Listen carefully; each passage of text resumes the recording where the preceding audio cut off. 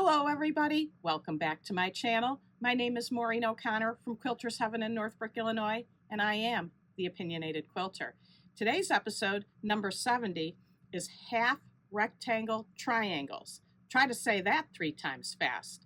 But before we get to that, I want to let you know that my first episode of the Beginners series dropped last Thursday and will continue on Thursdays at 7 a.m. If you know any new quilters or people who want to brush up on techniques, send them over there. This is the quilt that we make in the series. It's just a simple 4-patch with an alternating block, and it's super simple, just diagonal line quilting. And this will give people a great start in their quilting journey. Now, let's get to today's episode. Half rectangle triangles. Seems like it could be an easy concept as we have half square triangles and quarter square triangles. But rectangles are an entirely different animal. You have to pay much more attention to what you're doing. Prior to filming this episode, I watched several videos and I was not happy with their construction method. So I want to share with you the way I think is the best way to go about making these units. They don't have to be difficult. You just have to pay attention to what you're doing. So here's a rectangle, and to make it a half rectangle, it would be cut in half. Now your angle can go this way or it can go this way. And different from half square and quarter square triangles, you have to pay attention to which way you cut your fabric. If you have your fabric in the wrong direction and you want it to go here, it may be the wrong side of the fabric. So you really have to pay attention. And in the videos that I watched, almost none of them used any tools to help them. Now, one person did, and she chose the block lock ruler. And as best as I can see, it has the same number of units available on that ruler that Deb Tucker's ruler does. Now, the block lock ruler on the website costs $57.80. Deb Tucker's split Rex ruler, and that is her trademark name for the ruler, in her website is $34.50, substantially less. Now, in addition to just the split Rex unit with Deb Tucker's rulers, she also has additional units that you can make with it, and they are called the bonus units, split Rex bonus units. And that comes on a technique sheet that gives you the instructions, but you still just need the split Rex ruler. You don't need another ruler. And that covers these following units, which again is the rectangle and 2 different orientated diagonals, and then cut in half here. So you can see these are 3 distinct different units. Same as over here, and here it's split in half on both sides. So it's the diagonal in both ways. This would be comparable to the quarter square triangles, but again, in the quarter square triangles, they're the same size and you don't have to worry about how you cut them. These, if you cut them incorrectly, they're not going to work. So that's an overview. Now we're going to go down to the table and I'm going to show you how the units are constructed. Before I get started, I had a viewer ask about getting Deb's rulers in Canada. I know we have several Canadian viewers. The distributor of her rulers is called Erie Quilt Art. So if your local quilt shop doesn't carry her tools, go ahead and tell them to contact Erie Quilt Art and they will set you up. So now, let's get to making the unit. Here is Deb's ruler. The instruction sheet you can see in the upper right hand corner of the screen. What I decided to make was this block here, which is from Deb's Blockbuster series. It's called Roll the Dice. It's number 27, and it's made of a square and a square center block and 4 split Rex. So you just follow the directions For the size block I was making, it said, I believe 7-inch strips. Yeah, 7-inch strips. And it tells you right on the ruler what size strip you're cutting. And you just go ahead and line the ruler up according to the instructions. And then you go ahead and cut it. Oops, didn't quite get through all the way. And now you have your unit. Now the direction mine were spinning, I was supposed to have all my fabrics face up. So I actually stacked mine when I did it. And so I ended up with a color and a white, and then you put them together. And because they're slightly oversized, you don't have to worry too much about lining them up. The directions do give you instructions, but they're oversized. So it's very difficult to screw this up. And then after you sew it, you end up with your unit. And then you take your ruler and you line your diagonal line on your ruler up on your seam line, and you trim and you turn it around and trim again to the size you're making. Boom, boom, you've got perfect units. Now, what's wrong with the way that many of the people did in the videos that I watched? They took a rectangle and you had you draw a line corner to corner and then cut them apart. So what happens if you do that?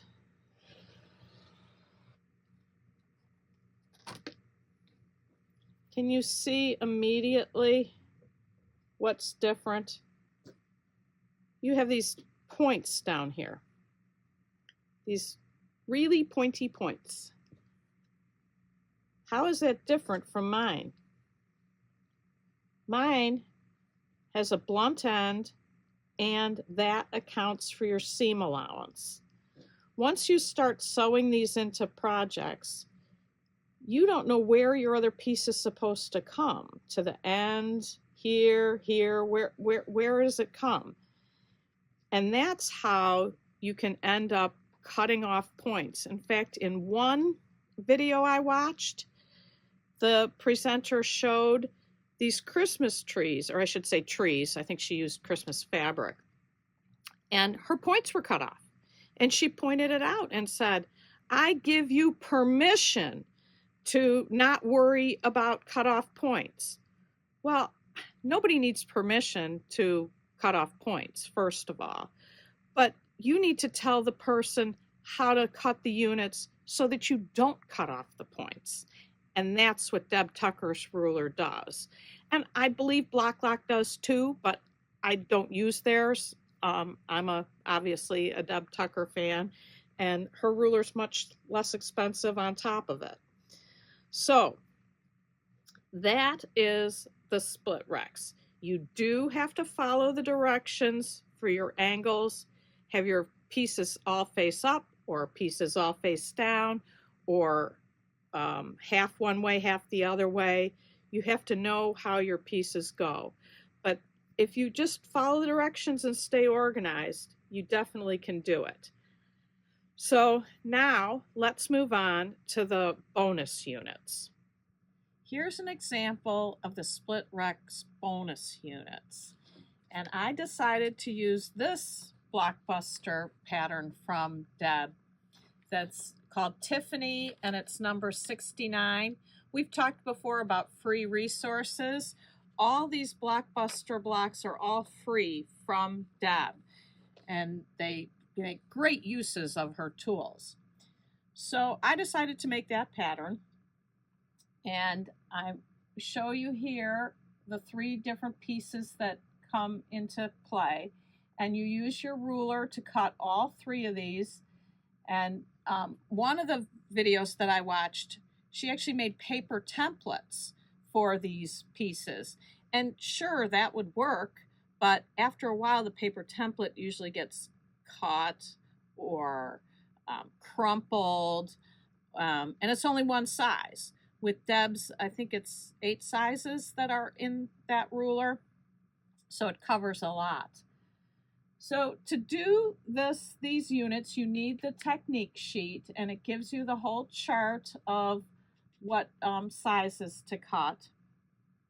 And I used this beautiful Gustav Klimt fabric from Robert Kaufman as my center.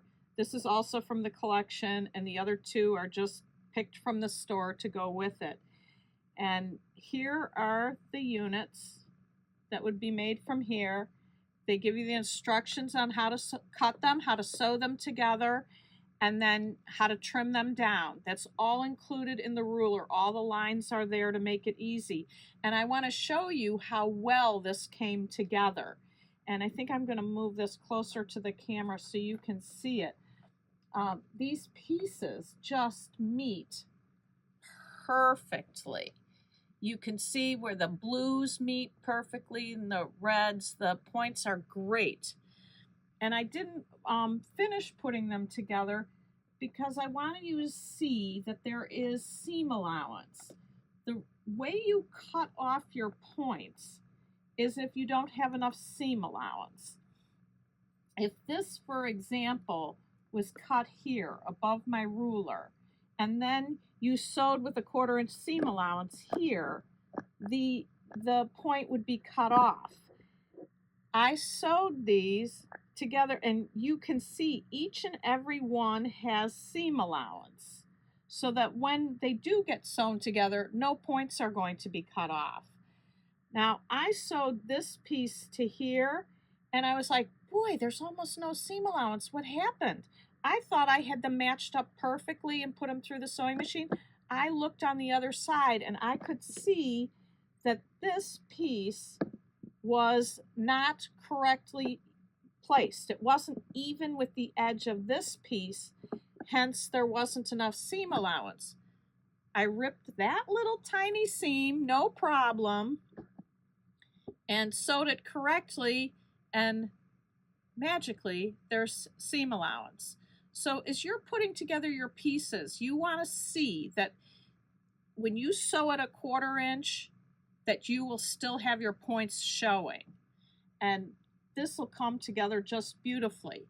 Now, if you've watched my channel for any length of time, you know when I make a one single block and want to turn it into a candle mat or a mat to put a vase or a mat to put a lamp, I don't like them square. I like to either make hexagons or octagons. And I made this block before and turned it into a octagon. And I want to show you that one and why I'm going to do this one differently.